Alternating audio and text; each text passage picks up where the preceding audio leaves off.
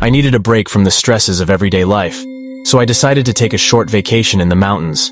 I found a cozy cabin on Airbnb that looked perfect for a relaxing weekend getaway. It was a small, rustic cabin in the middle of nowhere, surrounded by tall trees and wildlife. The owner seemed friendly and accommodating, so I booked my stay without hesitation. When I arrived, the owner gave me a quick tour of the cabin and handed me the keys. As soon as he left, I felt a chill run down my spine. There was something off about the cabin, something that made me uneasy. I couldn't quite put my finger on it, but I tried to shake off the feeling and settle in for the night. As the sun began to set, I started to feel more and more anxious.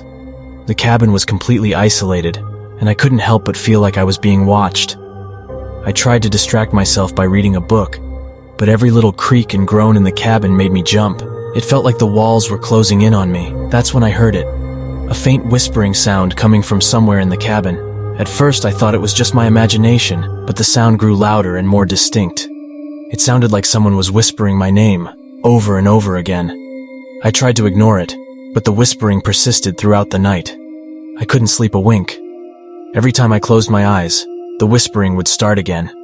It was like someone was trying to communicate with me, but I couldn't understand what they were saying. The next morning, I decided to take a walk in the woods to clear my head. As I was walking, I stumbled upon an old graveyard hidden deep in the woods. The gravestones were weathered and worn, and many of them were unmarked. It was an eerie sight, but I didn't think much of it at the time.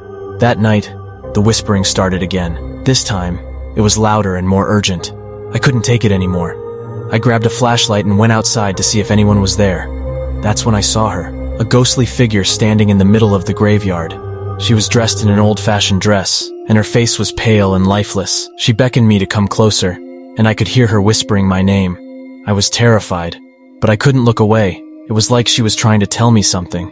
The rest of my stay at the cabin was a blur. I don't remember much of what happened after that night. All I know is that I couldn't wait to get out of there.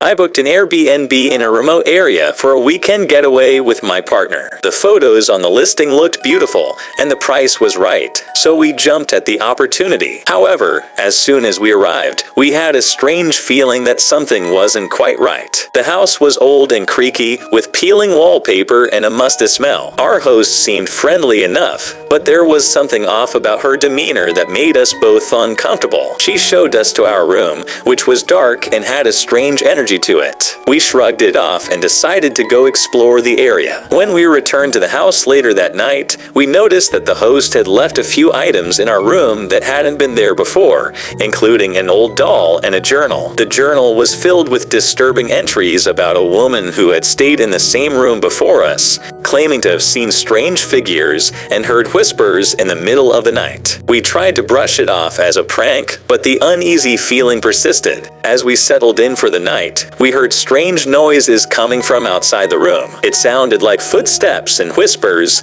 but when we opened the door, there was no one there. The sounds continued throughout the night, making it impossible to sleep. We were too scared to leave the room, so we just waited it out until morning. When we confronted the host about the strange occurrences, she brushed it off as just being the house settling, but we couldn't shake the feeling that something much more sinister was at play. We decided to cut our trip short and leave as soon as possible. Looking back, I'm not sure what to make of the experience. Maybe it was just a creepy old house, or maybe there was something supernatural going on. Either way, it's not an Airbnb stay I'll be forgetting anytime soon.